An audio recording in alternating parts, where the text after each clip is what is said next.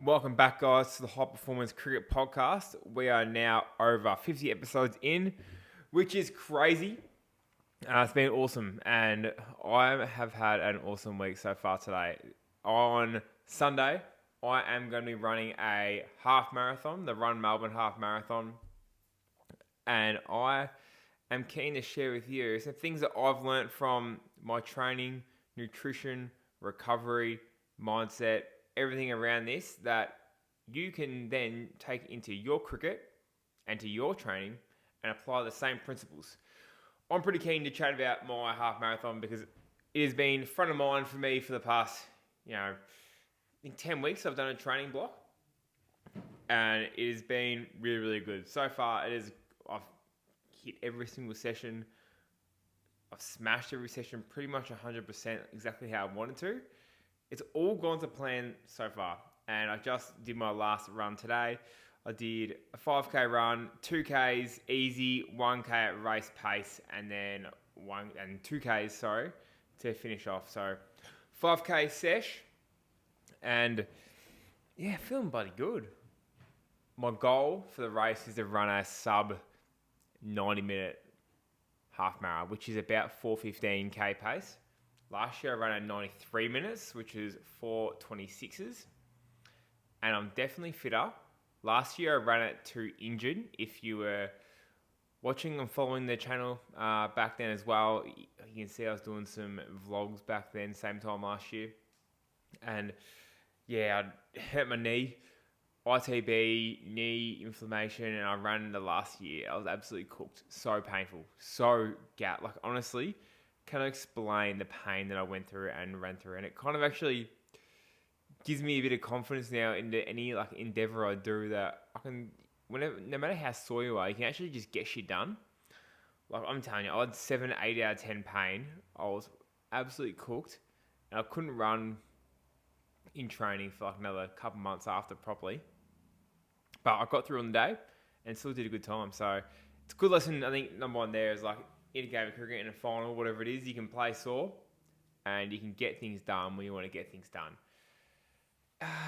My training block, this is what it consisted of for me. I was doing 3 runs a week. Mondays, I was running with my mate Dites, and we'd do a threshold session per se, where we'd do let's say an interval. It was a continuous run, but we intervals where we'd push, and intervals where we'd go really, really easy. So let's say we do 4 minutes on hard, 2 minutes easy, and we'll repeat that 5, 6, 7, 8 times, etc. across the training block. On a Wednesday, I would do my more speed session. So this was a run followed by a walk. So let's say I'd do 5 minutes hard, 1 minute walk. And I always kept the 1 minute walk. And I progressed that up to 8 minutes. And I was doing them a bit faster than race pace. So I was doing those ones at about 3:50 to 4 minute K pace throughout the training block. And my last hard week, I was really impressed myself. I did essentially 4 2Ks with a minute rest in between, all at 8 minutes, which is for those listening who've done a 2K time trial, absolutely crazy that I've been able to do that, considering when I was in the Vic under 19s and that, I think I was running an 8:05 2K time trial for one flat out, and then I can repeat 4 of them with 1 minute rest in between each faster than that now, which is crazy. Just shows you put the work in, you can get that done. And then I did a long run as well on Friday or Saturday towards the end of the week, and built that up through there. I think one thing that I did is that I was really smart on how I progressed the training loads. So I started low. I started at 15Ks a week, and I gradually increased it up to about 45Ks. Was my biggest week. And now I've just tapered back down where I've done 12 this week. Did about 20, 25 last week. And the week before that was a big one. That was my 40s and 45s. So I've tapered in. Absolutely lovely. I think that's the first lesson you can learn as well, whether it's with your running, with your bowling workloads, even batting workloads and that, etc. Start low and gradually build yourself into a training block, a training session, etc. Like, it's important for fast bowlers in particular to not go like out at a bull at a gate and bowl flat out from the first session, or bowl for an hour, or bowl 10 overs in a session first up. Ease yourself back into it. Start low and gradually build your volume across a pre-season to get yourself ready to go. I think it's nice having the end in mind, like having the worst case scenario. And when I say that, I mean like what's the max amount of overs that you probably need to bowl in season, and then work yourself back from there, and then gradually build yourself back up to that mark. I think it's really good too to think about, if you have multiple training sessions in a week as well, to have different goals or different targets from each of those sessions. Like for me, having like a threshold, a pure speed session, and a long run, each session was a little bit different and was targeting different things. The same can be said for your cricket training. If you have 3 different sessions and you're a batter per se, one can be focused on technical, one can be focused on game awareness maybe and scenarios, and then one can be purely like for your defense and competing or something like that. Like, have different goals and set different goals for each session. It's a nice way to get a bit more out of it, I feel like, than just doing the same thing. Well, let's say if I just did like 3 sessions, 10K runs, all the same session, I'm not getting that variety and stimulus, so I'm not going to get the same results. That's really, really important. Same thing even for your running. Like for your fitness training yourself, you might want to do like a longer run and then a shorter run. And then I do have my running program, which is linked down below, my free running program, and that's all one longer session, one shorter session, etc. So it's really, really important that you have that dialed in. And then one thing too, like you would have, oh God, good chat, Jason. You would have heard me before saying Monday I did this, Wednesday I did this, Friday I did this. Like, I had it all planned out, and that's one thing that's underrated too, is having a plan and setting a plan out for you to go in and just execute and just get your stuff done is so important. Having some sort of plan to get you for your training, rather than going into it, oh God, what do I do? It's like, nah, go on with the plan it out, bang. Always is way better. The next is gym. And this is something for you as well, like, to take something out of this too. Like at the start of the training block, I was doing like 3 gym sessions a week, pretty hard, full range of motion. I was happy pulling up a little bit sore from those. That was when I'm running 15Ks a week. But then as the running volumes went 30, 40, 45, I had to reduce the gym sessions. The fatigue was building up, soreness. So gone from like 3 full body gym sessions, a lot of plyos, a lot of full range of motion strength, a lot of volume, to just down to 2 lower body sessions. And in those sessions, I actually, towards the end, started doing a lot of machine-based stuff, just because the fatigue was building up from my running and holding on to the weights, and my back was stiff and things like that. So I just didn't want my gym to take away from my running, but I still want to get a good gym stimulus in. So that's why going to machines was awesome for me, to take away that stability and just so I could get some good quality work done into the tissues, just without me have to hold on to it or losing that fatigue or something like that. Great thing for you guys as cricketers as well, like in the off season, more gym sessions, more volume, happy to pull up sore, happy days. But as you maybe start getting into the pre-season and things are ramping up, you might want to drop a gym session down. You might want to, if you are cooked, let's say your back's a bit stiff from bowling and you got like a squat in the menu, go to a leg press and still train your quads and your legs to get stronger, but just use the machine. Like, this is where we can be a little bit agile with the program, and like, don't just do the program because the program's there. That's what I'm working heaps with my clients that I'm working with at the moment, is putting in sort of like if you are sore, let's do this. And we're forever changing things on the go. And if you like the sound of that, then I've got my link down below for you to sign up to my online coaching. Got a few spots opened up, and I think there is one with your name on it. Because I'm doing this all the time where adjusting things, I'm sore, coxy, bang, let's adjust it to this. We're doing, how much over should I bowl this week? Bang, we're doing that.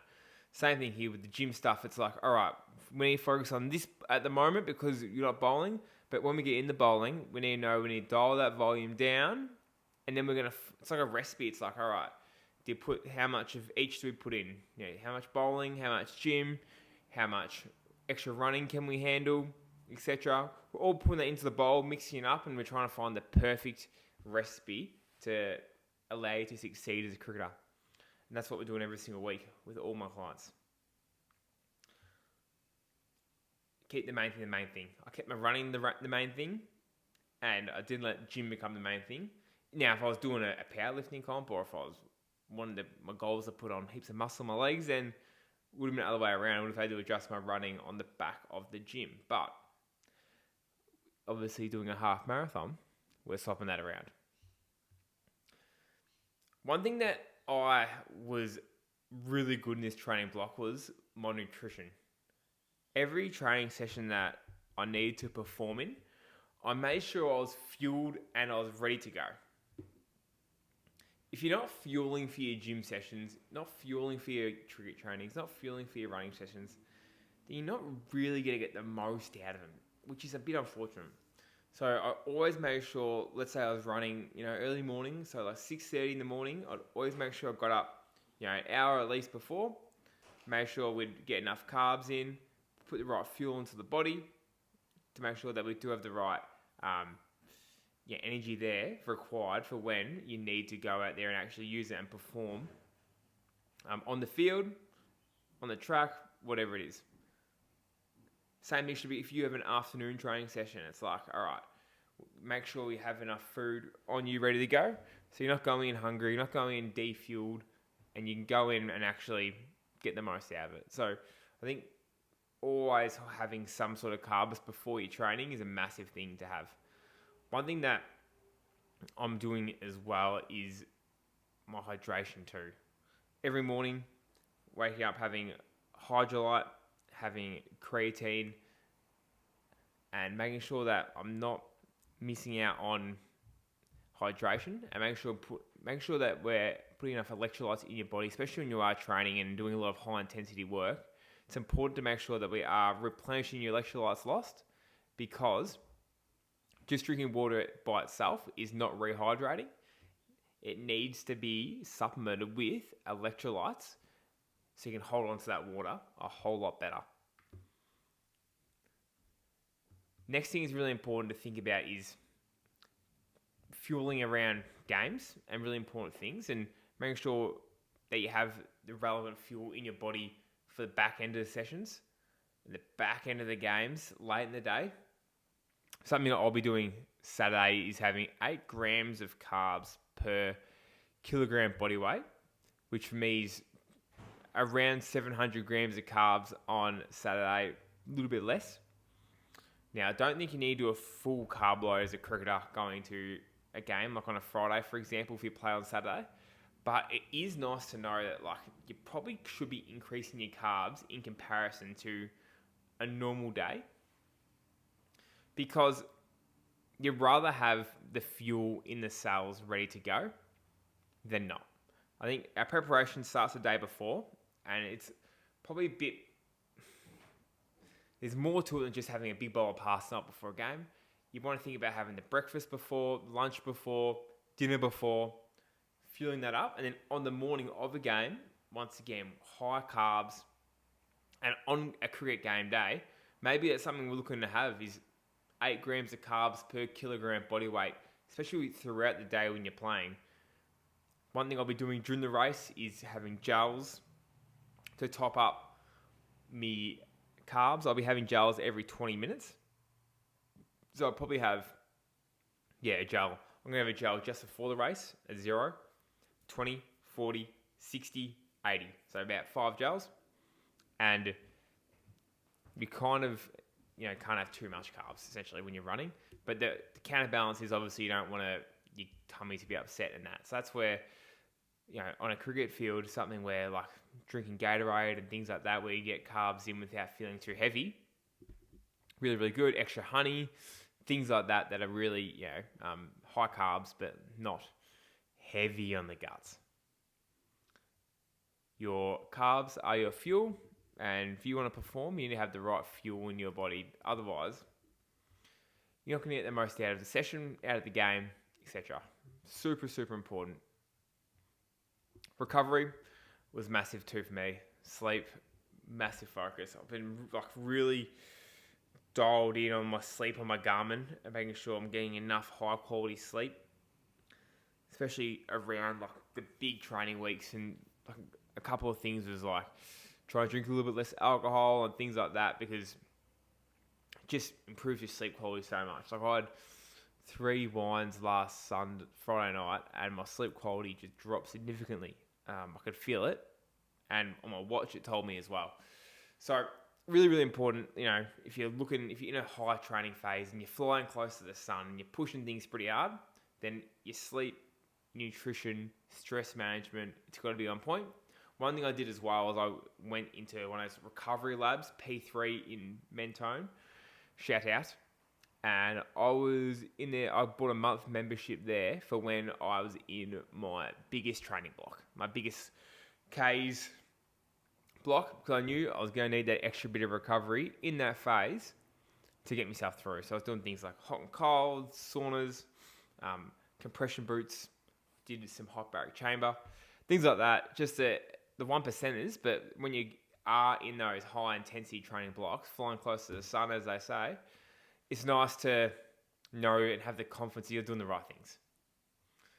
Same thing can go for your pre-season. If you're doing a lot of volume at the moment, or things are starting to ramp up, or you've got some important games, invest in yourself, invest in your recovery. Make sure your sleep is on point. The thing with sleep is saying no to things and setting really good structures within your own life to allow yourself to get to bed early and wake up when you need to and stay really consistent. One thing I'll go into now is like the supplements, and that I've been taking to help me sleep too is like some magnesium, some L-theanine and glycine. I've been having every single night beforehand to help me sleep, and my quality of sleep has gone through the roof. Like I'm almost like a professional sleeper at the moment. As well as that, in the mornings I've been going things for my immunity, zinc, vitamin C, vitamin D, which is crucial to keep yourself healthy, not getting sick. And touch wood, I haven't been sick really this winter, but I've just been dialed in my supplements.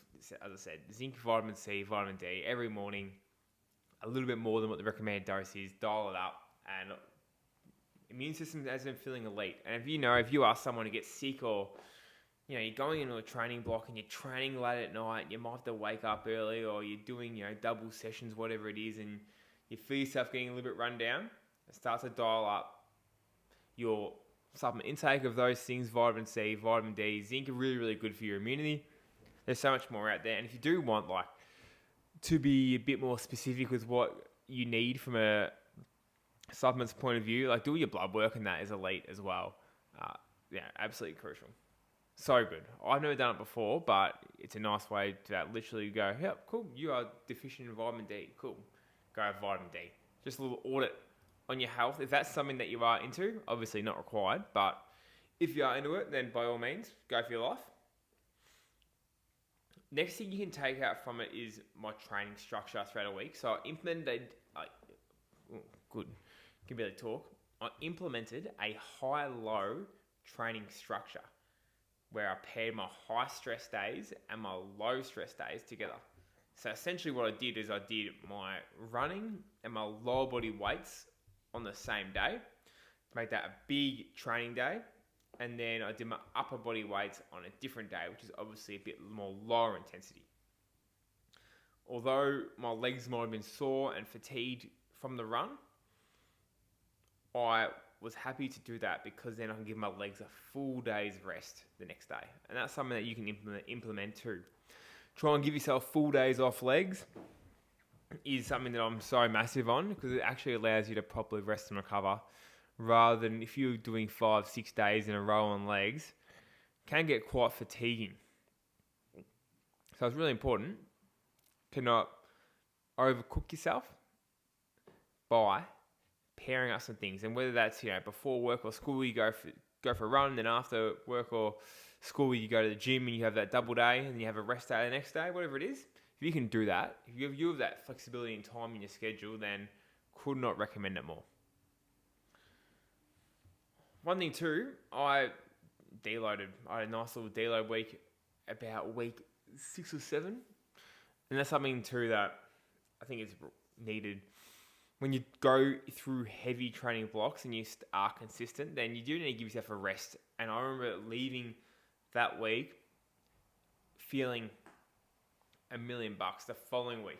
During the deload week, I was a bit flat and almost a bit guilty for not training as hard. But then come that following Monday, I was flying. My times were going down. I was lifting more in the gym. And it's not sometimes nice to give yourself that rest. Now, if you are inconsistent with your training, then don't just give yourself a rest for the sake of it. But if you are super consistent, don't miss sessions, train hard, your volume's high, you're flying close to the sun, and you need to take a rest, don't see that as a weakness. Don't feel guilt. Take a deload week if need be. Absolutely nothing wrong with that at all. Another thing I did was I tapered before a race. Tapered before competition. This week, as I mentioned, volume's just decreasing down nicely. And the same thing can happen for you guys. Don't, almost throughout a training week as well, taper into round 1. Build your volume up high. Get up into match loads. But don't be cooked going into round 1. You want to keep yourself fresh. No, we want to keep game day the main thing and round 1 in the season the main thing. So, by all means, build up your volume, and then round 1 doesn't need to be the biggest volume session or the biggest volume week that you do. You can dial it back in, keep yourself feeling fresh, and then throughout a training week as well, you can do the same thing where maybe Tuesday's a bit bigger, Thursday's a bit smaller, and you freshen up to go into the weekend. One thing I'm doing as well is I'm doing a gym session the day before. I'm training my legs the day before I go run a half marathon. Why? Because professional cricketers do this all around the world and other sports as well. It's called a primer gym session, which, once again, if you have been coached by me, you would experience one of these before. You would have done one of these before. And if you are interested in being coached by me, there is a link down below. Please click on that. A primer gym session is about a 20-30 minute gym session, all power and speed focused. Pretty much designed to get you feeling light, get your nervous system fired up, and remove that sluggishness that you might get from not moving and exercising. You're not going to get fatigued. You're not going to be sore at all. If anything, it's almost like you're walking on clouds that next day. It makes you feel better. So many professional athletes around the world do this, and it's in their weekly schedule. It's another opportunity to get better. So I always program a day before a game, a 20-30 minute power-based gym session. And everyone at the start goes, oh, geez, I'm not sure about that. Yeah, I know. 2 or 3 weeks into their training program with me, fucking love it. Absolutely love it. And then the next thing, which is actually really, really important, after I take a little sip of the water, is I've practiced my race day breakfast already. I've practiced my gels, so I know how my body responds to it. I've also trained my gut to it as well. So I'm rolling in on Sunday morning, 3 crumpets, banana, honey as my carbs. So we're looking at about 80 grams of carbs there, a bit more. And then we're going to go some honey in the coffee, more carbs. Going to take a Gatorade, a sports drink as well to go on the way, more 30 grams of carbs. My gels, I know they sit well, and I've tried different things. I've tried some oats, I've tried some Weet Bix, I've tried toast, But the crumpets on the banana and the honey works best for me. And I know this because I've trialed it. I've done it. Don't wait for round one to trial what you're going to eat pre-game. Like if you're going to do some running sessions or you have a training session on a weekend or in the morning, whatever it is, have that meal beforehand and see how your body responds to it. Like trial and error. Find out what works for you. Obviously, we're going to want to have some carbs, but if you've trialed things out, you know how your gut responds to it, you know how your body feels afterwards, bang, now you know what's right for you. And then the most important thing I feel like is I got confidence from my training. As a cricketers, we often take confidence from how we perform on game day, which is inconsistent. Whereas if you take your confidence from your training, then that can be a lot more consistent source of feeling confident. So I've done the work. I've not missed a session. My nutrition's been elite. My sleep's been really, really good. I have been really, really good in the gym. I've been smart. So I just take confidence that I'm going to go out there and I'm going to achieve what I'm set out to do. I know that if nothing untoward happens, I'm going to get sub 90 and it's going to be awesome. But I'm confident because I've done the work and I'm taking my confidence from training. I'm not taking my confidence from anywhere else apart from the fact that I've done the work. We can do this for cricket as well. We can't guarantee success, but what we can do is that we can guarantee ourselves feeling confident if we take our confidence source from our preparation and training, which is in our control, compared to our performances, which are not in our control. So that's what I want you to do. I want you to take confidence from your preparation. And if you're getting coached by me, then you know that you're ticking all the boxes from a gym, physical, gym, running, nutrition-wise, mental skills, you're doing the right workloads, technically wise, we're working on things. We know that we've set your week out to have the best training week possible every single week. So you can take full confidence from that. And that's, I think, the big thing from this. All this stuff here is all about your preparation, all about your training planning, allowing you to optimize your performance through training sessions, fueling well, recovery, being agile, reacting to how your body's feeling, and making really, really good decisions. That's all for today. I have got an all-you-can-eat gnocchi and pizza tonight at St. Domenico's in Richmond, which I'm keen as to try out. And the fueling begins. I'll see you guys next week. Thank you so much for listening. And enjoy, once again, if you are interested in coaching, links are down below. If you haven't subscribed yet, please make sure you subscribe. But I'll see you guys next week. And that's a wrap for today's show. Thanks for watching, guys. I know you haven't subscribed yet, so please make sure you do right now. Leave a review and let me know any feedback or any questions that you have from this previous episode.